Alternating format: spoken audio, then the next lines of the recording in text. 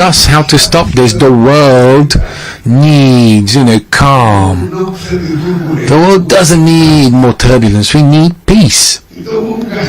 So let's, spend our energy to eradicate hunger in the world, to eradicate violence against women, which is growing in every country in the world. So this is our call, as it were. So let's look at the good things that we can actually come to a solution to, and let's leave war aside. I think that if it is possible for us to arrive in that agreement, it's going to be good for us, it's going to be good for South America, it's going to be good for Latin America, it'll be good for the world. We need to show signs of peace today. Today is the moment when we have had the highest number of conflicts in the world after the Second World War. There's all sort of African nations undergoing coup d'etats with the threat of civil war, revolutions, and there isn't a multilateral organization, an institution, that should be the UN, to try and bring a stop to all of this. So we need to be worried about, creating this. So this is what I worry about, and I think that we're going to solve this. We're going to find a solution. I can assure you something.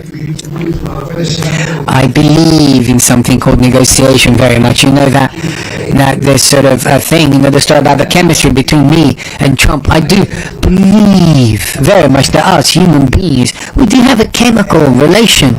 You shaking someone's hand, looking into each other's eyes, for you to be able to talk directly to the people.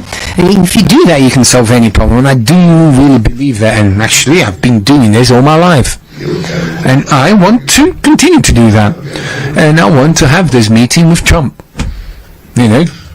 That's it, really. Okay, thank you very much, everyone. I am off to Korea now, and then to the UAE. I'd like to thank all of you for your attendance, journalists, ministers, delegation.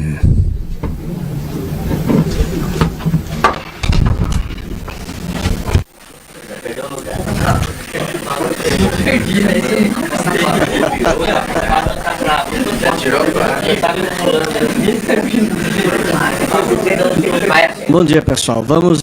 Good morning, everyone. We're going to start the press conference with an assessment of a 4-day trip here to New Delhi. The state visit, as well as the business forum, the bilateral meetings held by the president here. And for us to start, I am going to invite the president of Apex, George Viana, to make a quick summary of the business-related activities. Bom dia a todos, senhor presidente, ministros, parlamentares. É uma honra para mim estar aqui nesse momento e cabe à Apex, a partir de uma orientação do presidente, organizar esses eventos empresariais, os fóruns empresariais, nas viagens do presidente. E isso tem sido uma coisa extraordinária para o nosso país. Esse encontro foi o 20º. Presidente, nós chegamos a 9.000 empresários que participaram do...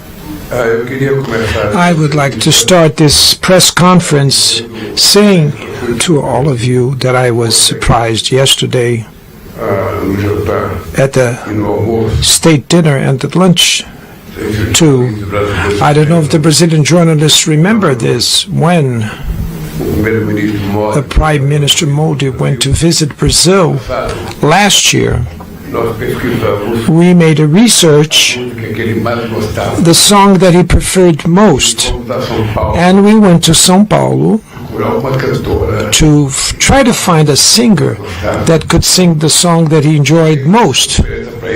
And so we did a surprise for him at the Alvorada Residential Palace in Brazil. And it was visible that he was touched by the song that we chose to play for him.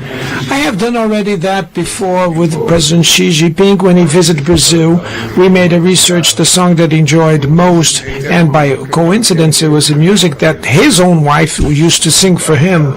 So we found a singer to sing in Mandarin. But yesterday I was surprised because during the lunch we started to hear a song, and I saw that that song had something to do with us. And it was a song called Disparada, and played by Indian musicians. They played Disparada, then they played other songs from the Brazilian composer Zeca Pagodinho, Deixa Minha Vida Levar, and then they sang, they played Asa Branca, and at night, in another surprise, that state dinner by the President of India, they sang Without Fear to Be Happy. It's a famous slogan and of my jingle campaign. I was very touched for that because I did not remember, I did not imagine that they could have remembered the good reception that we did for him, and so they decided to give me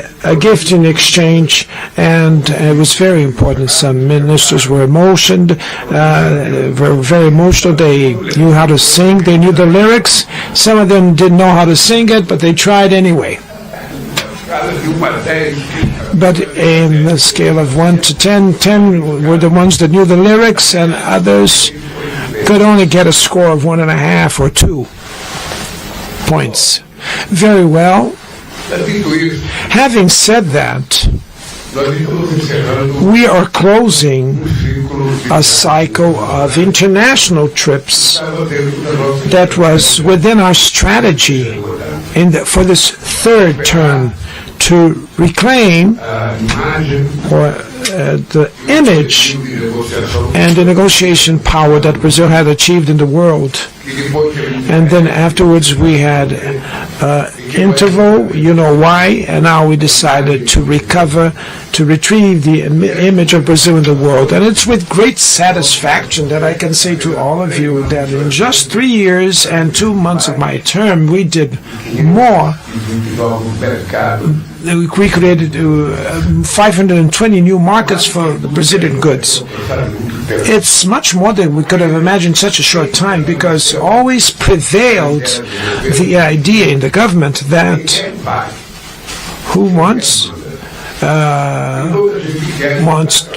if you really want something, you go try to catch it.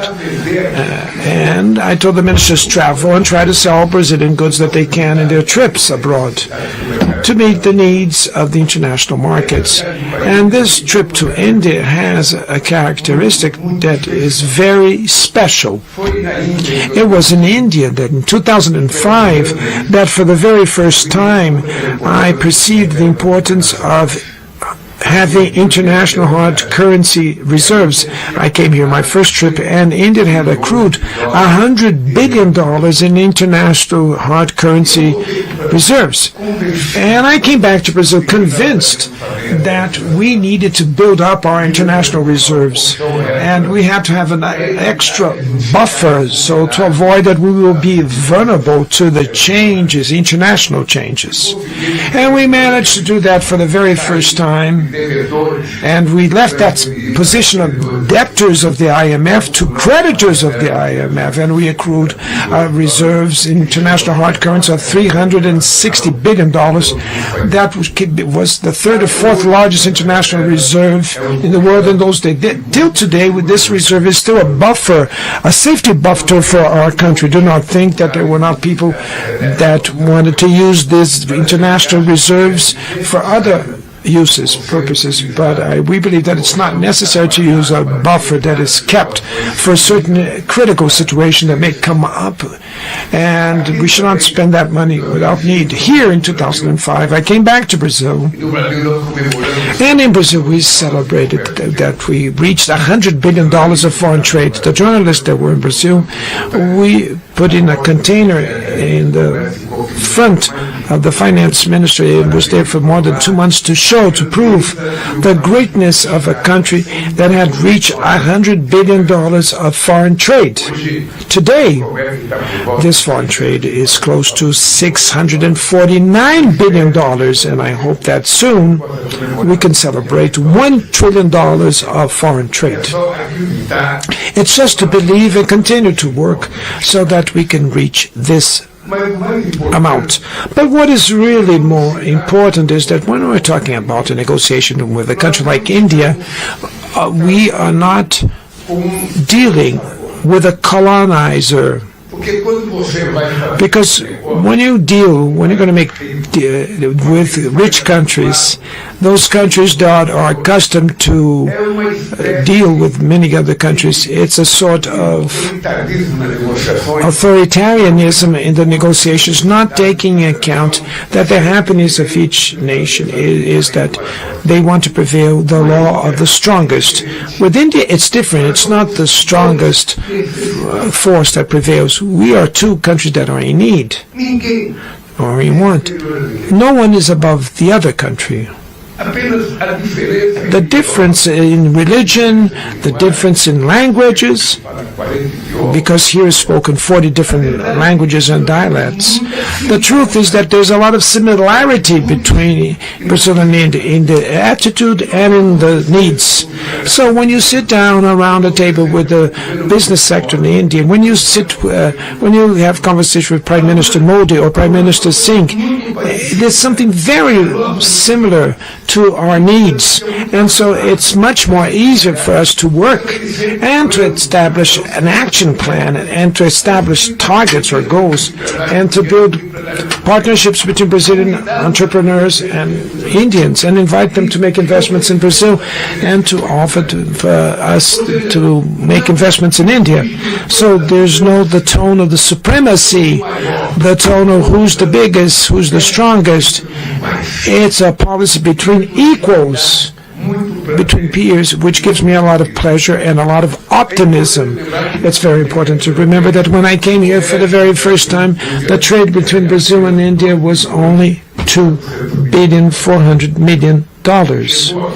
Now has come the time that it has reached 10 billion and a half, which is not yet much. It's for reasonable big economies, and Prime Minister Modi established for me that we have a target to reach $20 billion till the year 2030. So I would like to say here to the press and take notes. Nobody's taking notes. Maybe am I saying something that is not of interest because nobody's taking notes? Sometimes I think now it's time for me to stop. So let me say something. I want you to take note for the following, because I told Prime Minister Modi we'll reach 30 billion in our foreign trade till the year 2030.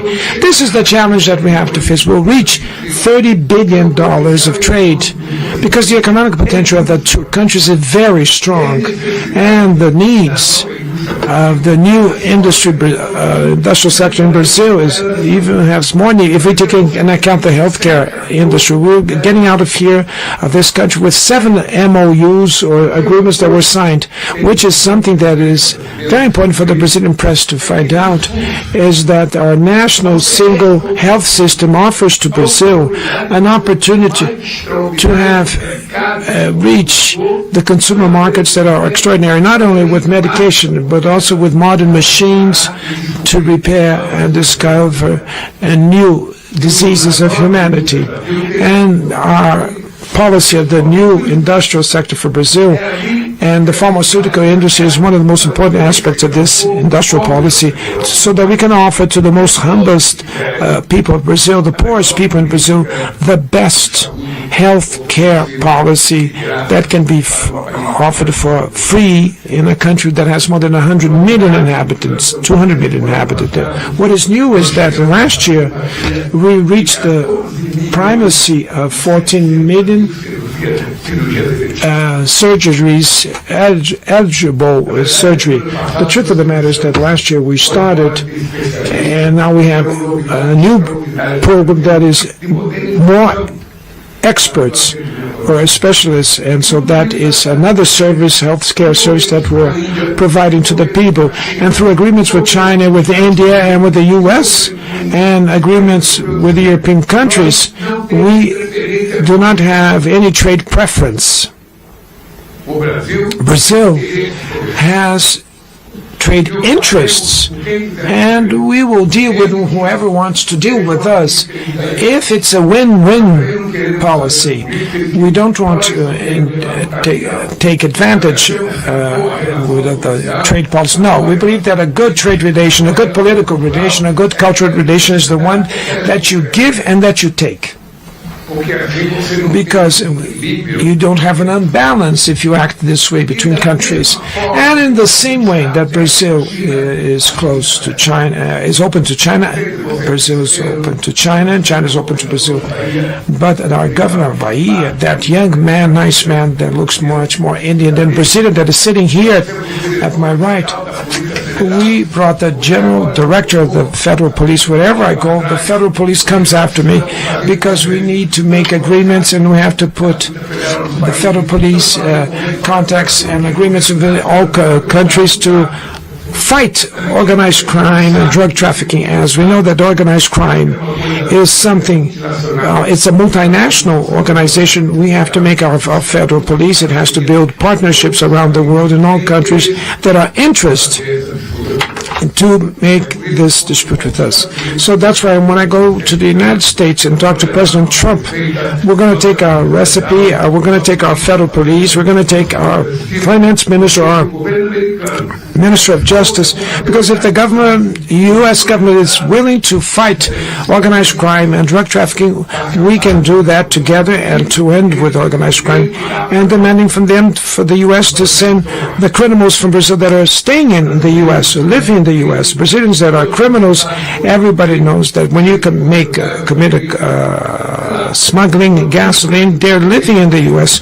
And let's show that we really truly want to fight organized crime in a very serious matter, and so we want to bring back the criminal. So my trip to India is a landmark of a new relation between Brazil and India. I can say to all of you that the natural trend is to improve, and very much so, our relation with India in all aspects. And even with Brazilian investments here in India in artificial intelligence and investment of India in Brazil, in partnership with our universities and between our ministries, because we are the democratic brothers of the global south that are the most important country, and we have to set the example. And that's why I come back to Brazil very satisfied, and I wanted my finance minister Haddad to come to this trip because it's important to show to the world the moment that Brazil is experiencing, that many times reading the Brazilian press we don't even know what's going on in Brazil.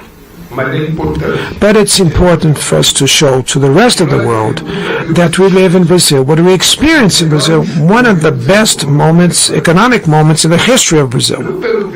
Not by the economic growth, like 14% a year during the so-called economic miracle during the 70s, because it's not sufficient for the GDP to grow, for the country to improve. No, the country only improves if you distribute income and wealth, and that's what we're doing in Brazil. And so that's why we're increasing the minimum wage. That's why we have the lowest accrued inflation rate in 40 years in the history of Brazil. And that's why we have the largest economic active population in the history of Brazil. And that's why we have in this moment the lowest unemployment rate in the history of Brazil. And that's why we have the largest foreign trade in the history of Brazil. That is to say, everything is happening such as it was foreseen and such as we worked for, because it was with a lot of hard work that we managed even to offer to the international business sector predictability, fiscal stability, economic stability, social stability, and judicial stability. And I'm sure that Brazil is one of the countries that has the highest credibility in the international scene. And this is only possible with a lot of hard work and seriousness. Having said that, now I am satisfied to see the Indian press and and to talk about the meetings with the business sector. I had an important meeting with the Indian business sector. 7 ministers have spoken before me. I had a meeting with other business sector that represents a GDP market value of $1 trillion. I talked to them because saying to give them trust that it's worthwhile to invest in Brazil and buy Brazilian goods. And to buy an aircraft from the Embraer manufacturing aircraft company, it's very good. They're planes that they manufacture. Because if we don't have the courage to complement the goods that we manufacture and to distribute in the market, we will never be a country with a strong economy. I am convinced that Brazil and India will have a quality leap forward in their relations in such an extraordinary way, with the perspective to have a direct flight from New Delhi to São Paulo, Brazil. Having said that, my friends, I give the floor back to you, journalists, to remind you that Corinthians won. Another team 1-0 the score. That Corinthians is the president's soccer club team of his preference. So please make questions that I can answer.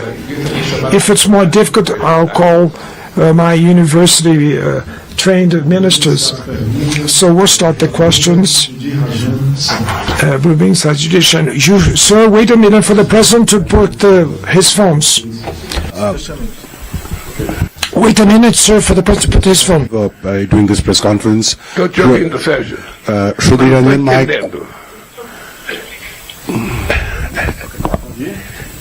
Can you start again and slowly, please? Mr. President, thank you for taking questions. I take you back to the United States, where you are likely to go very soon.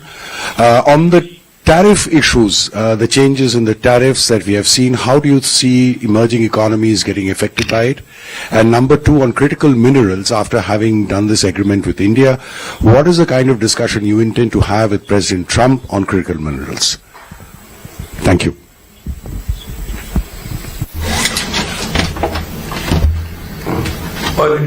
Well, actually, the agenda that I want to discuss with the North American president is broader than just critical minerals.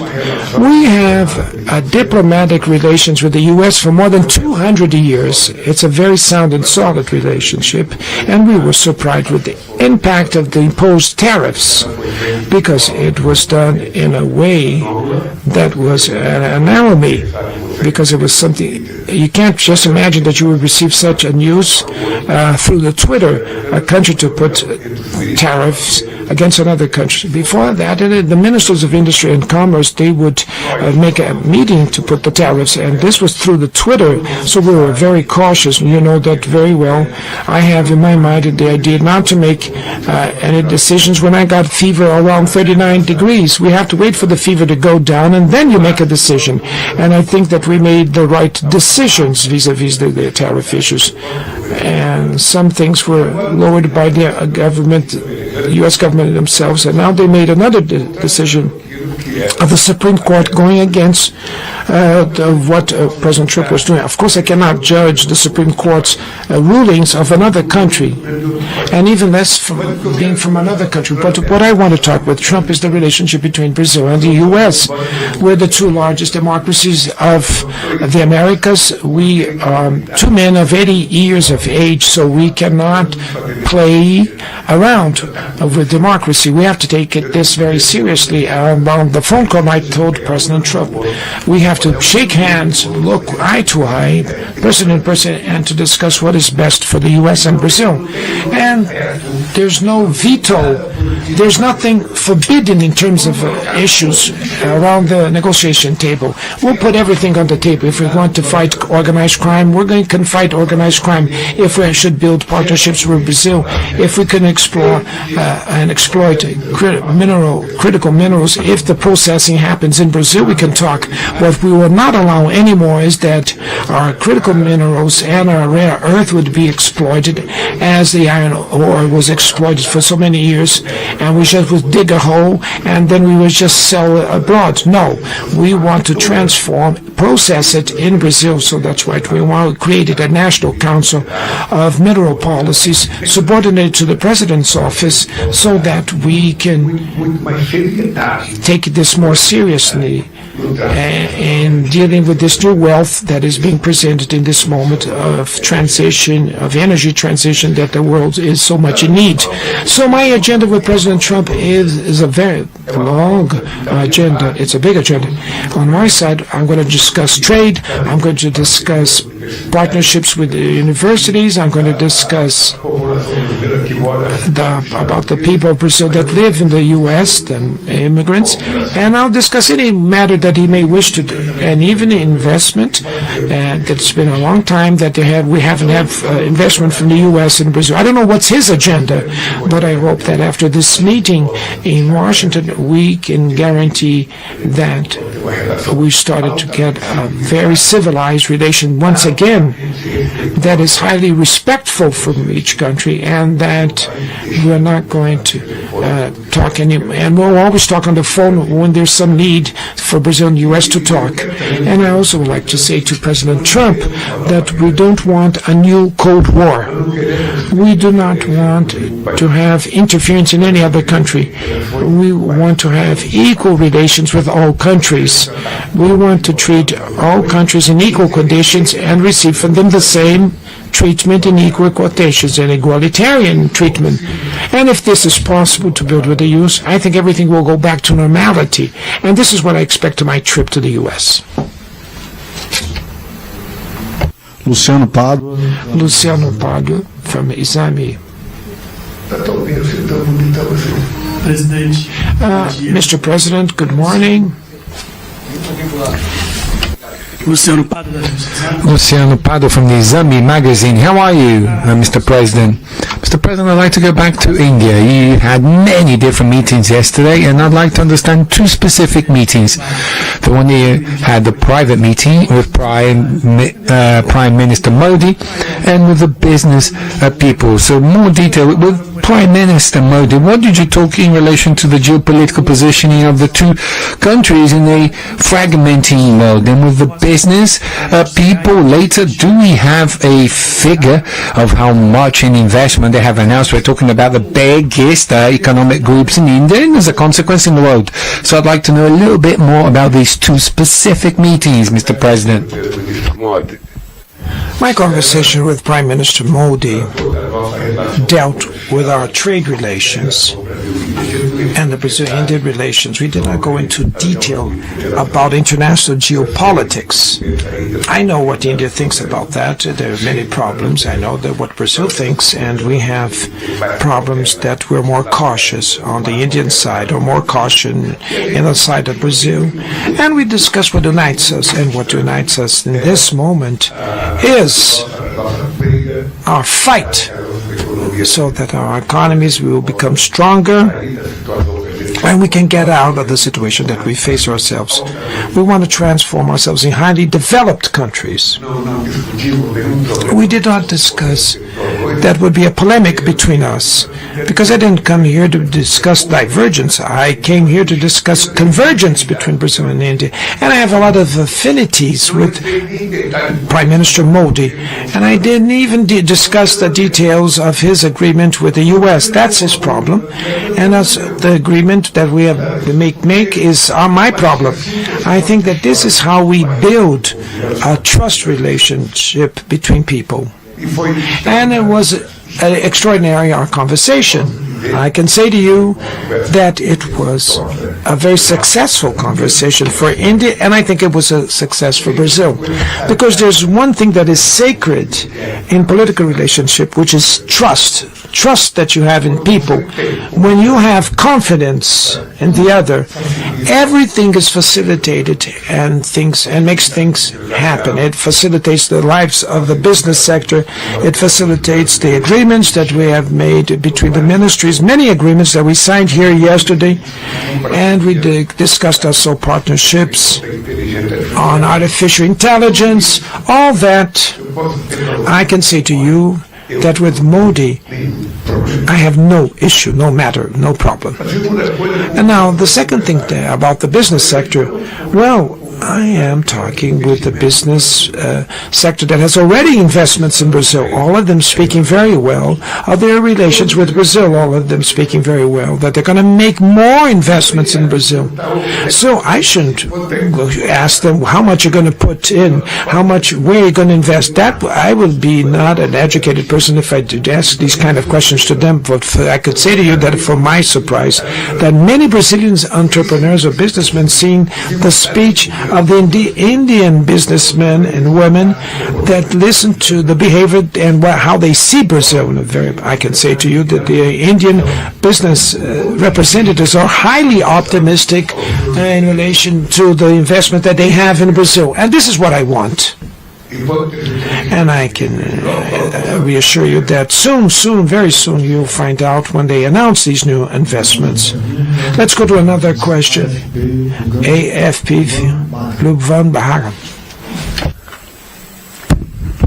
Hi, President. Morning. This is Bhuvan with AFP. You've already partially answered the question about possible reaction to the U.S. Supreme Court ruling, because you've taken a principled stand on the tariffs in the recent months about how, you can't have arbitrary tariffs between nations. That is one. And the second related part to that was, do you think a lot of middle powers like India, Brazil, Australia, even Canada, they have realized the importance of working together in recent months, in part because of the tariffs and the arbitrariness that people have seen around that coming from Washington?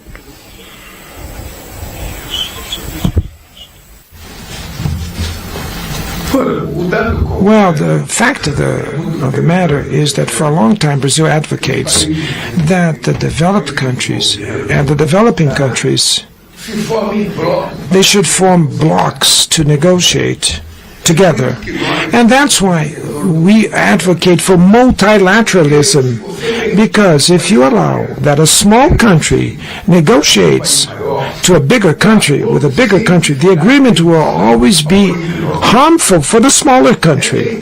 This is the experience that I bring from the trade union and labor movement. You can't allow that a worker alone will negotiate with the employer, with the company. All the workers unite, get together, and confront the company policy, or they'll lose if they do it individually. The international trade is the same thing. We stayed 26 years to reach an agreement, a trade agreement with the UE. It took us 26 years. And when I was in the chairmanship of the Mercosur bloc, I talked to the European negotiators, Antonio Costa, who is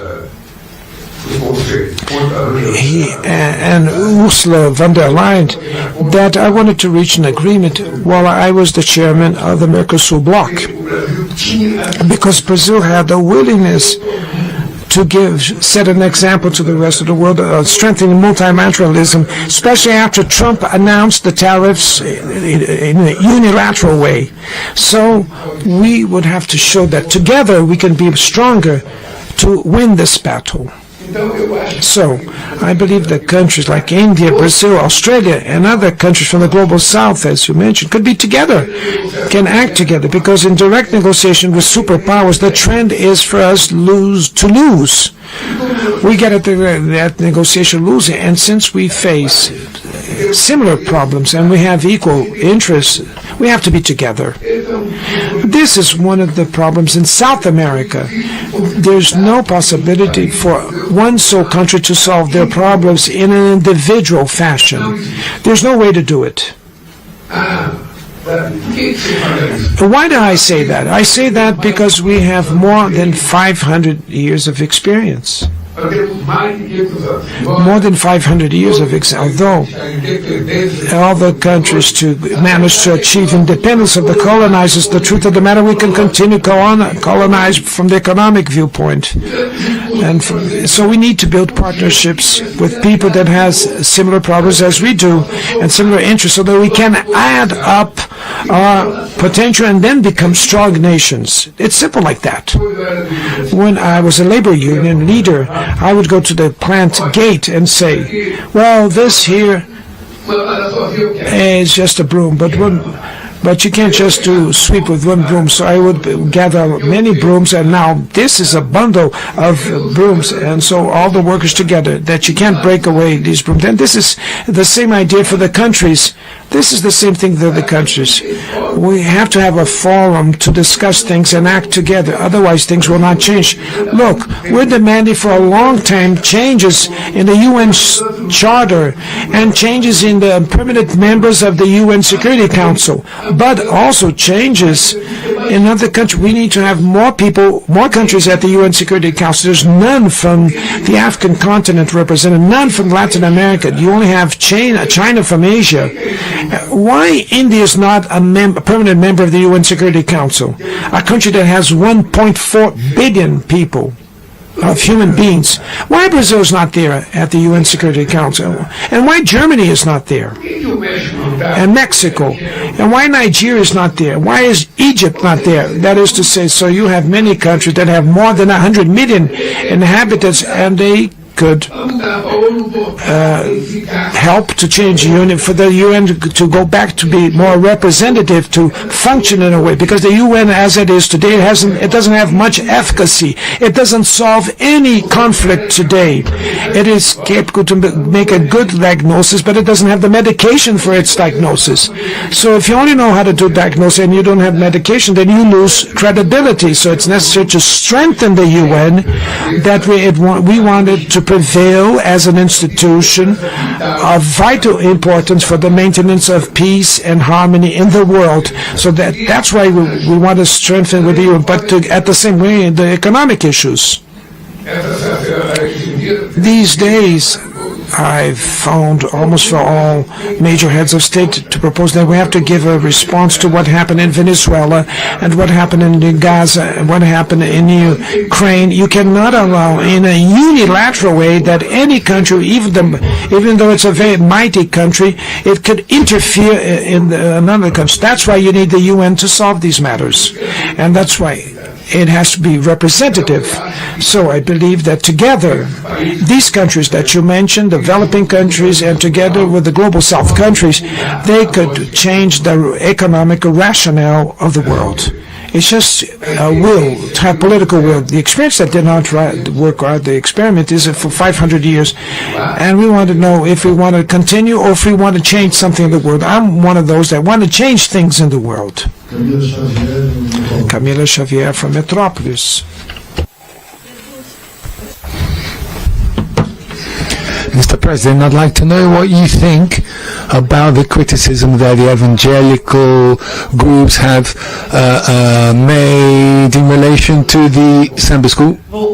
So I'm going to start again. Mr. President, I'd like to know what you think about the criticisms made by the evangelical groups and also the conservative sort of benches in relation to the Sunday school that paid homage to you at the Carnival. Well, I'm going to tell you something. I don't really think about this because first, I'm not a carnival professional. I didn't write the samba. I didn't, look and make the floats. They just paid homage to me in a lovely song, which is a shame that my mum isn't with us anymore, because the song is actually homage to my mother. It's her ordeal of bringing her children to São Paulo. I mean, to be honest, I think that the school did something extraordinary, and it's not up to the president to give any opinions. The only thing that the president can do is accept or not, if he, would accept the homage. And I did, and I'm very grateful to the Samba School. When I go back to São Paulo, when I go back to Brazil, I'm going to visit the school to thank them for the homage, the saga of Dona Indo leaving Pernambuco to São Paulo. That's it, really. Next question from Sputnik, Ajit Singh, the Sputnik agency. You expressed Brazil's full support for the priorities set by the Indian BRICS chairship in 2026. So what will be the Brazil's specific focus and contribution within this agenda? Additionally, whenever BRICS nations deeper cooperation, the United States often responds with warning and threats. So how does Brazil intend to respond to such pressures?